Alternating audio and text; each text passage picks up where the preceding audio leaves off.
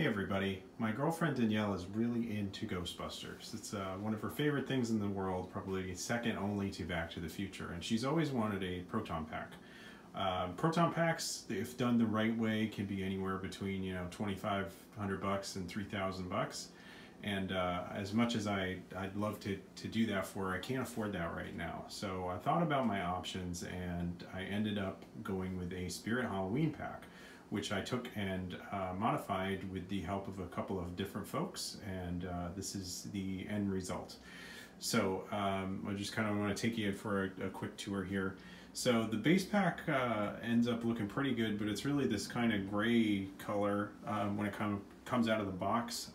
It's got a couple of other things like a green wire here, and the ribbon cable doesn't really look that great. It doesn't have one of these ion bars coming out of it either, and it comes with the upgrade kit I bought comes with this, and also a green wire here, and then also this red wire right here, a couple of screws as well.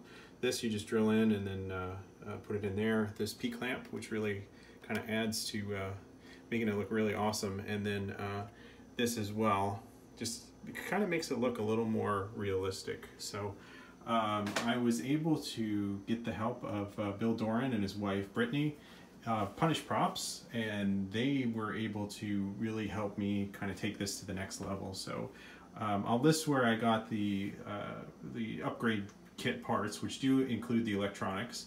By default, these the blue lights don't really flash. It's a single LED.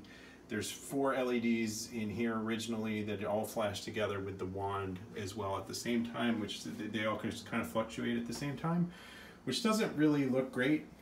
It's okay for effect, I suppose, but you know, for just a little more effort, you can really make it look well. I decided to leave the stock sound effect bar inside of there. But I've also added a Bluetooth speaker. So by default, it doesn't really make any other noise other than this. So that goes on for about 22 seconds and then eventually turns off. So most of my friends know I'm really into sound effects, so I decided to kind of take it to the next level, and I put a Bluetooth speaker inside of it and tethered it to my old telephone. I found a good use for that, and then I made a bunch of sound effects that go right into the Bluetooth speaker. So if I wanted it to have the power on and hum sound, it's no problem to do that. So which really kind of takes it up to the next level and makes it kind of believable, or even more believable. Taking a look at some of this other stuff here, you know, I was able to buy some decals. There's a decal kit on eBay, and then Bill and Brittany helped me really make this look beaten up. Makes it look like it's caught a few ghosts here and there. And I'm just really, honestly, I'm just really impressed with it. It's never going to be as good as, you know, a $2,800 pack, but I think for the most part, you know, at a discount, this is really kind of a great deal. The other thing that I've done to it is I've mounted in Alice frame, which is from the movie, same thing that's in the movie, and I drilled a hole here, and then again over on, let me find it here, right here. As well, and then I just use zip ties to do that. And then on the bottom, because of the straps that come with the pack are already attached, I just simply zip tied there and there. And honestly, I'm pretty happy about it. The other thing we did was we replaced the back. This is cardboard. This is foam attached to cardboard, and we replaced it. And I don't remember what it was, if it was wood or something like that, just so it would hold up a little bit better. You still have the access panel, so if you need to get in here and replace the batteries or something, it's just Velcro. And then this is to the Bluetooth speaker, so I can pull this cable out at any time and recharge the Bluetooth speaker. But it's got a pretty good life on it. The other thing I did was, in addition to that, I made some sound effects for the wand. But before I do that, I'll show you the wand as well. this is a, it's really easy to turn it on, by the way, by accident. So this V-hook, jeez, I wasn't kidding.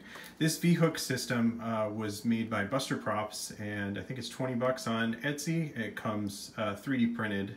By default, this is not part of the wand. The way that it kind of goes on, sorry about that, is by default it just kind of goes straight down. And so I kind of wanted it to have that feel. So we ended up super gluing this and painting this on. So the other end is just on the hook, and just like that, you carry it around with you, no problem. Regarding some of the other stuff that's on the wand, these are part of a decal kit that I got on eBay, which looks really pretty cool. I wish I knew a little more about electronics and a Dremel tool, because I drilled this out and put some lights inside of there. These are just decals, which look pretty good. I would love to increase my skill set and be able to put some switches in there and some buttons and some light up stuff, and replace the tip, but because this is supposed to be clear. But overall, I think it was pretty good. Oh, truth be told, I think I've ended up spending maybe, geez, so the base pack is about 70 bucks. The upgrade kit, if you decide to do the electronics on top of the cosmetic stuff like the ribbon cable, is about 100 bucks. And after that, it was just a matter of the decals, and then you know, time to paint it and weather it. And Bill did a really good job of Bill Brittany did a great job of making this look like it's the real thing. So I wanted to say thank you to them directly. They'll have a video on Monday the 23rd, I believe, which is going to explain how the pack was made, and that's about it. Oh yeah, one more thing that I did is I made some Proton firing sound effects. So you just have to kind of time it about right. So you have to kind of push the button at the same time that you do this, and then the wand flashes. None of the other stuff flashes, but that's okay.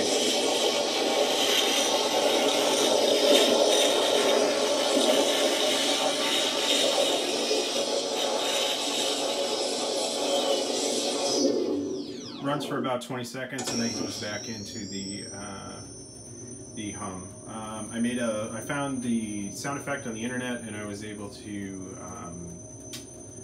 turn it into a 60-minute hum. So it's just a loop that goes around in kind of an undetectable area for the most part. The keen ear will still be able to hear it, but for the most part, that's the way that it is. And then I also got my hands on some of the sound effects in the video game.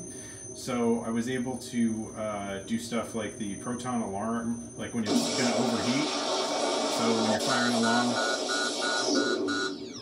you can do that as well. And one other thing is I can have it play the theme song, or I can have it, you know, I can basically have, you know, whatever I need it to do, it'll do for me.